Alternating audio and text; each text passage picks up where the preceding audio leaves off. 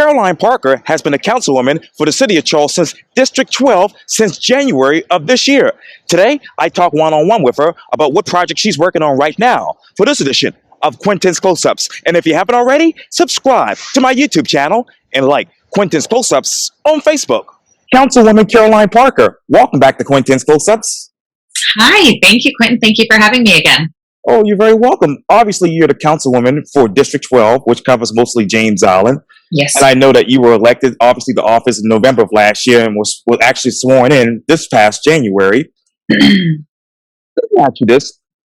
Who is Caroline Parker months later? Who is she months later? She is a busy mom of three first.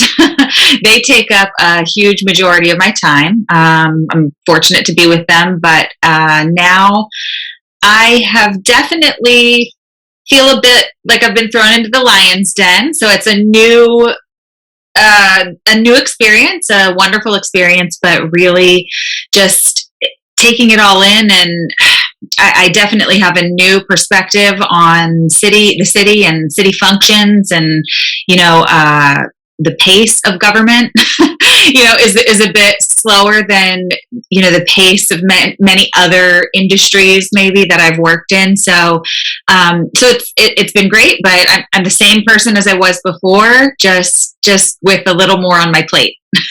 Now, with that new experience that you're obviously learning about right now on City Council, how exactly are you being effective as a strong and enthusiastic voice for James Island? Sure. So obviously, just I take listening to my constituents' concerns very seriously. So I think that's one of the things that I work really hard at. If you reach out to me, or if you have a concern, whether it's something on James Island or something city related, I'm always here 100% to answer my phone, answer emails.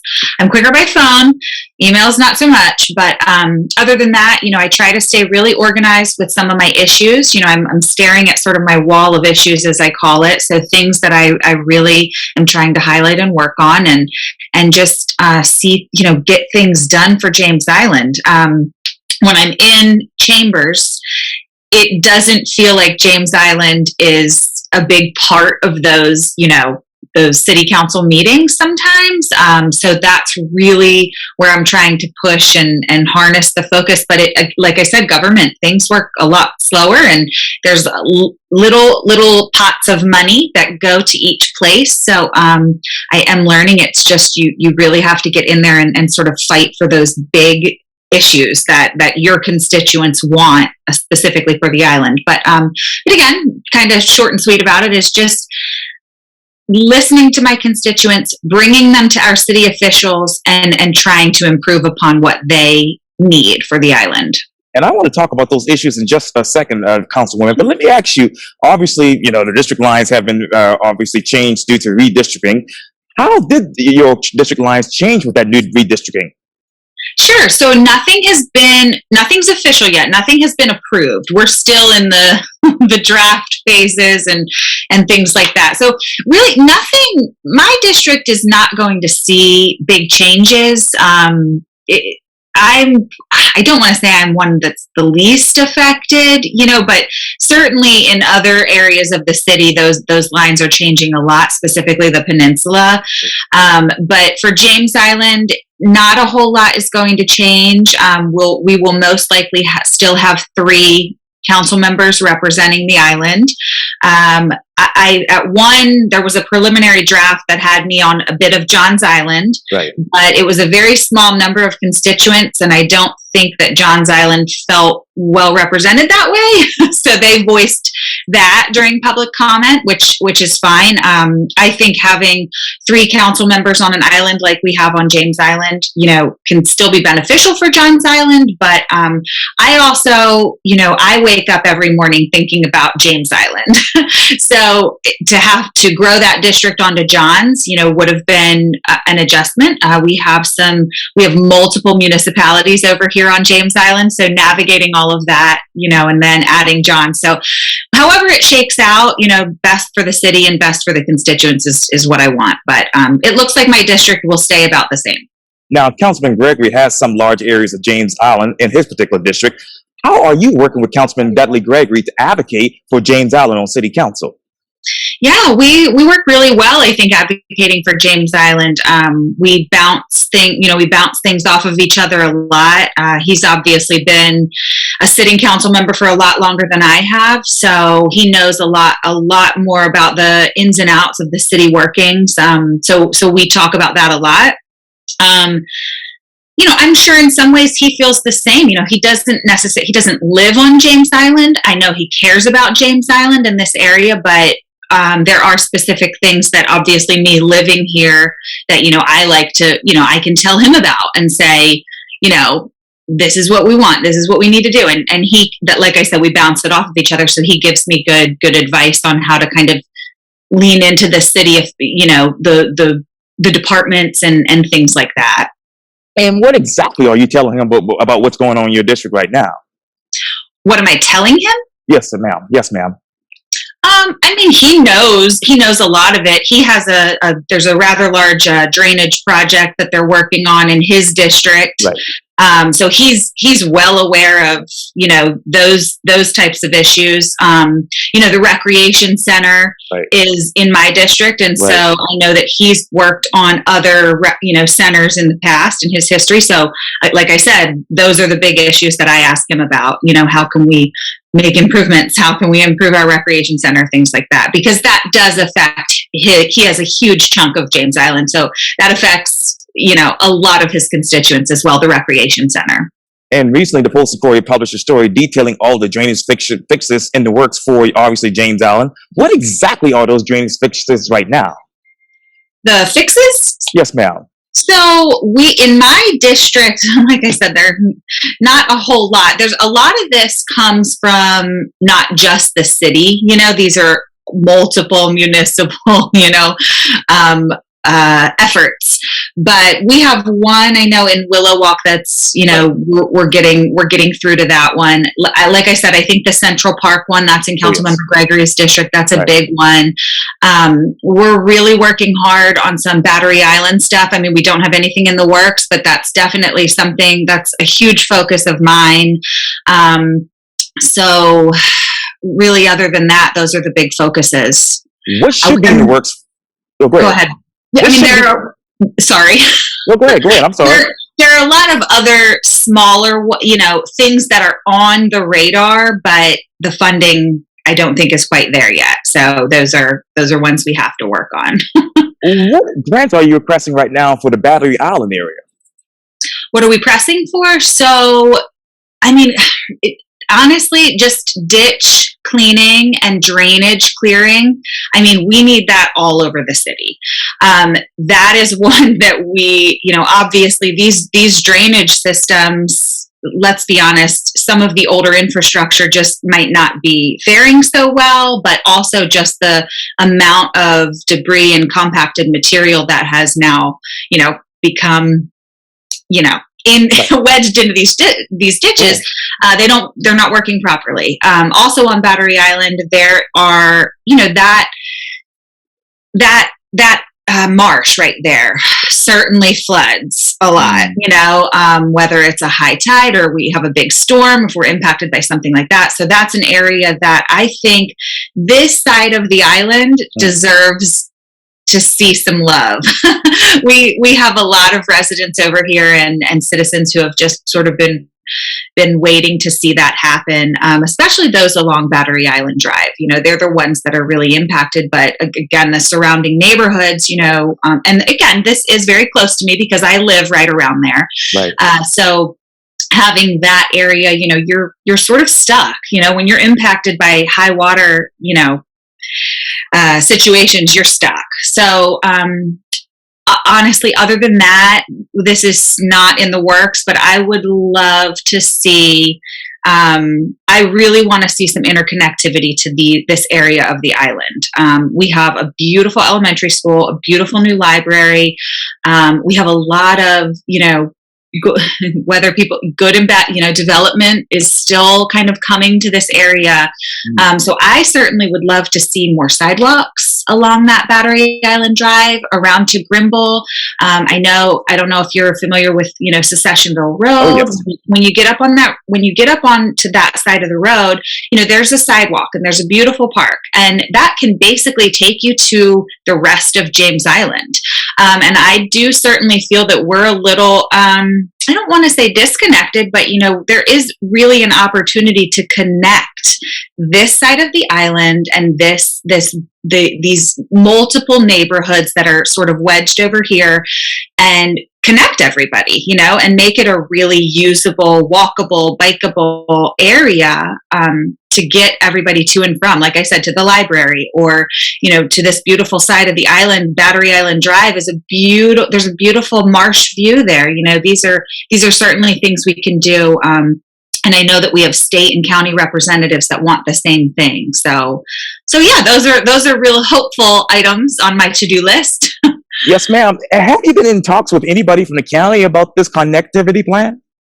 Yes. So obviously, the representatives around here, we have definitely spoken about these things. Obviously, money's always an issue, and DOT, and we have, there's project items and prioritizing certain things, but we have kind of two meetings coming up. Well, there's one big meeting, and I'd love to share that with you.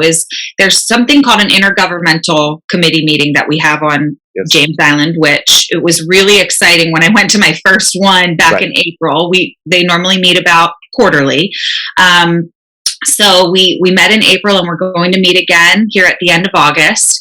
That was really refreshing because that was all things James Island. So that's really something that we need to, that I really want to get out to our James Island residents, because that's where the town, the county, the city all connect and talk about James Island projects. So again, city projects might be different than, a roundabout or stoplights coming that really affect James Island residents. And I think most people don't understand that. I can certainly admit that I didn't understand all of it before I got into this, so having all of those community leaders or elected officials that are working towards those projects, I think that's a really important meeting for James Island residents to be aware of and focus on, because that's where we talk to those representatives and they all come together regarding those. And then we're meeting again prior to that, maybe sometime in August, just regarding some of these DOT sidewalk. Right. How can we streamline the process?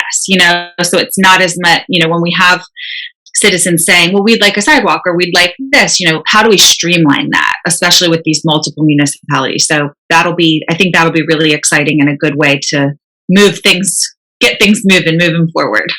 How do you streamline that right now, Councilwoman?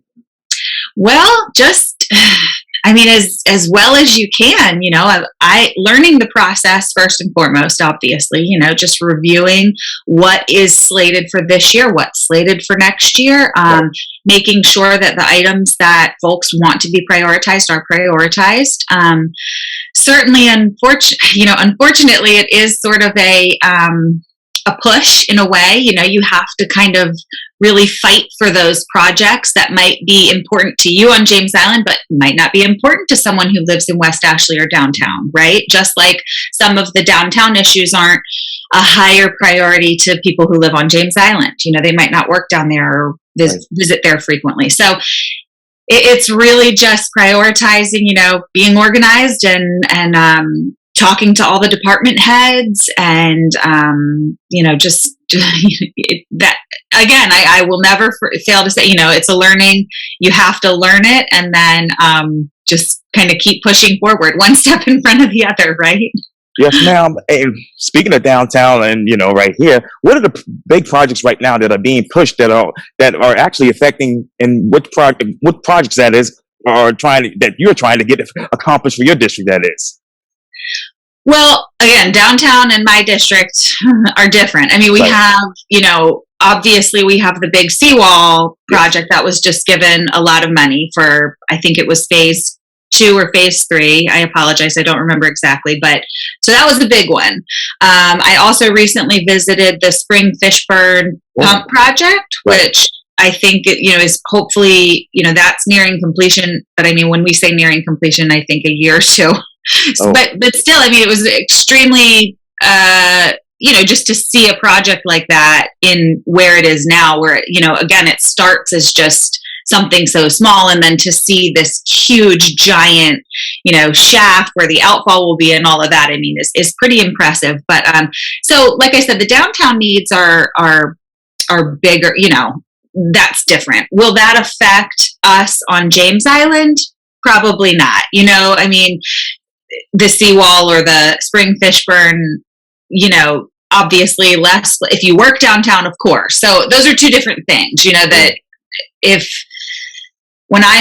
that's on the agenda, I've done my research and I know how I should vote or how I feel my constituents, speaking with constituents, how you want me to vote, that's one thing. But again, the other things on James Island, that's different. Just getting them, making sure that they're in the stormwater division or in the right departments and on the right project lists. yes, ma'am. And I bet you that question, and I didn't articulate it right, so my apologies there. But let me stay on that. This is coming from the Post and Courier. When completed, which is now projected for 2024, the Spring Fishburne Drainage Improvement Project's pump station and network for tunnels will be able to siphon 6,000 gallons of water per second from a critical part of the city's peninsula here. It will speed drainage on the September P. Clark Parkway, that is, a key transportation corridor, and also known as the Crosstown Expressway, with areas that turn into swollen canals during routine downpours.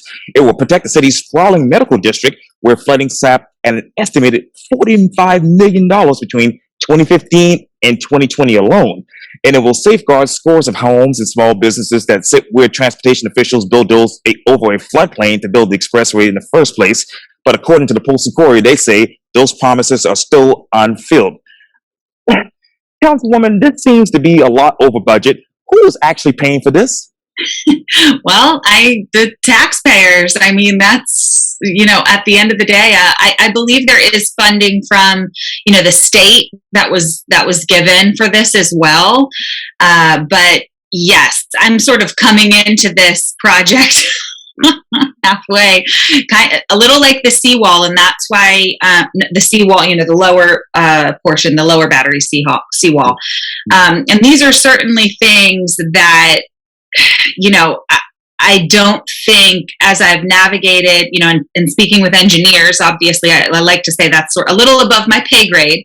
But if this is the best way, that to alleviate these problems, then we have to move forward with them, especially seeing that if we're at this phase of them, and that's where I'm coming in, then we have to do what we have to do to complete them. But yeah, where the specific funds are coming from, I mean, our taxpayers' dollars, and I'm sure, we're getting state money as well. I believe the mayor explained that a little when we were on the tour for Spring and Fishburne, but the seawall project, that's a big one that is coming from a lot of hospitality, I'm sure, tax dollars and things like that.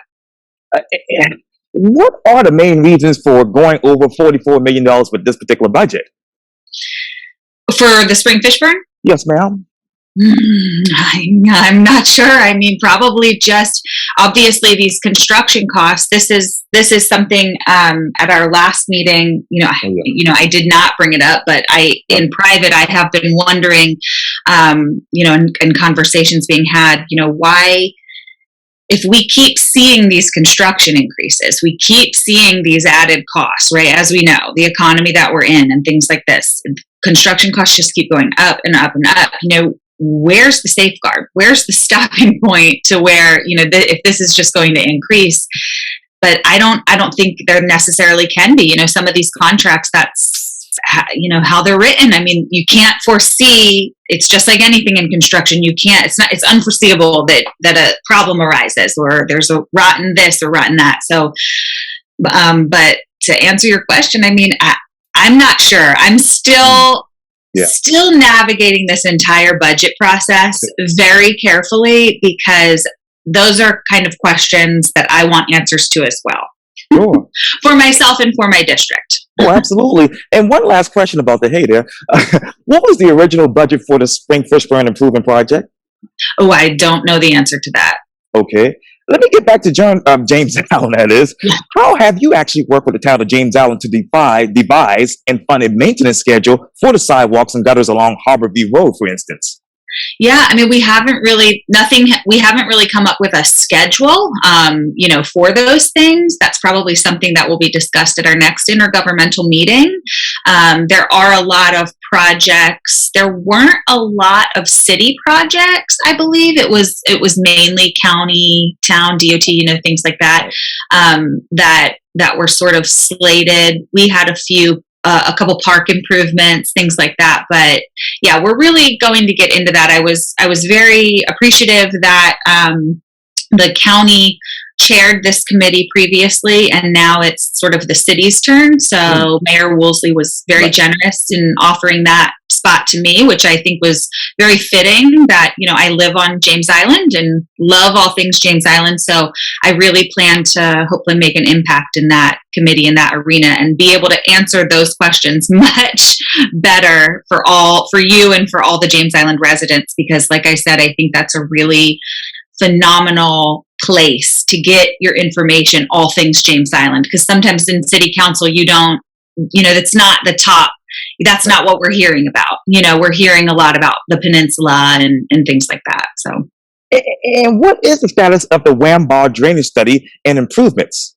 I think that's in Councilman Appel's district, if I'm not mistaken. Yeah, I'm not sure about that one. The Wamball, yeah. Now, we've seen where a large city of Charleston PUD with townhomes and some commercials being planned for Wamball Extension Road. Have you seen the developer's application to basically fill those wetlands for this particular project? Yes, I did. Okay. And I'll honestly say, a citizen brought it to my attention. And we sort of got the message out there, because as soon as I heard about it, I requested a public hearing, and they advised me that that's not the way it works. They have to receive public comment, right. And I drive by that every day, and I certainly was not aware of this. So I would not have been aware if a constituent did not bring it to my attention. So we made sure to sort of get the word out and make sure that people knew we need you to submit public comment, because I don't think any of us want to see wetlands filled. Other than that, I think that's where that particular, I believe that specific community, I think that you're talking about too, and I need to touch base with Councilmember Gregory about that too, is in his district. It's so weird how some of these lines are drawn, but it doesn't matter whose district it is. We're working, James Island is certainly working towards one goal, and that's whether it's with the town, the county, or anything like that. So, I actually just emailed them. I said, where are we on that public hearing? So I don't have any update, because they haven't given it to me. So let me ask you this, Councilwoman. How many islanders have actually contacted the Army Corps of Engineers, that is, and DHEC, opposing the fillings of these particular wetlands? I would assume the number's over 100. I believe we did good work at sort of spreading the word and really saying, we need to make sure that we're heard on this, and at the very least have a public hearing to hear, specifics. I know sometimes every time we hear, I'm new to this as well, but filling of wetlands is never sort of what we want to hear, especially in a low-lying area, because let's be honest, where is the water going to go? And like I say, sometimes that's above my pay grade, engineers, and there's a reason we have all of these really unique and big, underground infrastructure for this water. But if we don't know about it, then we just look at it as, another concrete, water's going, where's it going? So I think a public hearing is really important, but I think I'm really hopeful that enough public comment was received that the Army Corps is going to do the right thing and hold a public hearing. And what comprehensive review of all District 12 resident flooding reports have you done with city staff and city residents that are negatively impacted by flooding in your particular district? Yeah, there are definitely some, specific areas that we focus on, and they're well aware of those. And obviously, it's just sort of prioritized on, need, the obviously money.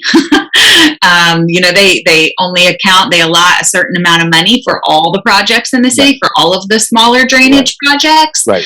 So I think all of them are identified. They're all identified, but again, just the actual, the finished product on all of them, like anything, it's going to take a little longer than it should, but we're going to keep, we have to keep moving forward on those items that have to be taken care of. I mean, again, I'll be honest, I don't think, Battery Island Drive isn't one that's on the radar, but it is now, Yeah. so it's one that we just sort of have to keep pointing out and, talking to staff and making sure they're aware. We also have a great, someone I have spoken to many times, our chief resiliency officer, and Yes. he's a great point of contact, in my opinion. Like I said, he is the above pay grade. So he is, he's the one that I can ask these questions to and understand why we can't do this, or what other options do we have. So, we'll just See what happens. Okay. What projects right now that are going to actually take longer for your particular district? Well, that one, I mean, those are certain. Battery Island Drive is certainly one that is hopeful, and we really want to see that done. Another thing, obviously over here is the James Island Creek. We have a lot of impacted, the sewer system and the septic systems, and Oh yeah. with the PSD and CWS, those are certainly high priority items right now. And that is certainly going to take a lot of money, a lot of time. And I will honestly say that there's a man, Mr. Dave Schaefer, over at JIPSD. He's been working really hard on that. And I'm very, very appreciative for that, not only as a James Island resident, but as a city representative, for Sure. James. So yeah, those are some of the bigger ones. I think some of these, sidewalk, but those are the sidewalk improvements and stuff like that. I don't want to keep thinking of them as sort of wish list items, because when people come to you, with those requests, and that's why we're going to have these meetings to sort of help streamline some of that. And have you, Councilwoman, developed a specific zoning plan for your district with the mayor, the city staff, and the residents? No, I mean, there's nothing I've produced that's new or updated. So everything that is sort of that has been, in effect is still in play. I mean, we still have Rethink Folly Road. Yeah. We are still, so nothing, I haven't changed anything. Sure. We're just still moving forward with those items. I still have some lingering questions, sort of, with certain stances and ordinances and things that, the city has taken, but I'm working closely with the town and the county to make sure that we are just doing what the constituents want us to do.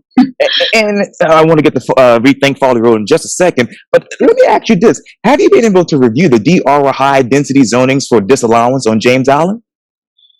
Say that first part again? Yeah, The density allowances? Yes, ma'am. The high density zonings for disallowance on James Island. Right. Yes, briefly, and certainly with some of these PUDs coming up, I mean, I'm certainly keeping a close eye on them and really understanding the density and things like that. But I want to, again, I am from the school of thought that I don't want to play catch up down the road. We need to make sure that some of these, if whatever is implemented is not appropriate for us moving forward, then we do need to relook at that. We need to relook at some of those things that, again, with the infrastructure that we already have that's existing, again, if we continue to add to that density, it's only going to make the problem worse. So we can't play catch up anymore. That's my biggest focus. Yes, ma'am. Let's go to Rethink Folly Road. Should more fast food drive-thrus be added to Folly Road? Uh, I anything but a car wash. No, I'm just, Oh, anything but a car wash. No, again, if density and zoning allow it, their property rights, if they are allowed to do it with their property, I'm not sure what all can be done. I know the specific property that you're speaking of. I'm a big believer in property rights. So if they're allowed to do it, but living on James Island, we can always use more of something, but I don't know if drive-throughs are what we need. But I'm sure that some people will be glad that it's here. do we need more storage facilities on Folly Road? No. Okay. Do You you nailed it. Car washes and storage. We're good. We're good. and Councilwoman, let me ask you, do you support properties on Folly Road being combined with larger redevelopment? Being combined. So, can you give me an example? Give me an example. I mean, you're saying if a larger. Yeah, so do you support properties on Folly Road that are actually being combined for larger redevelopment? Well, I mean, they're not being forced. The other property isn't being forced, correct? I mean, they're basically selling the property to the bigger commercial operator. Yeah, I believe so. Yes, ma'am.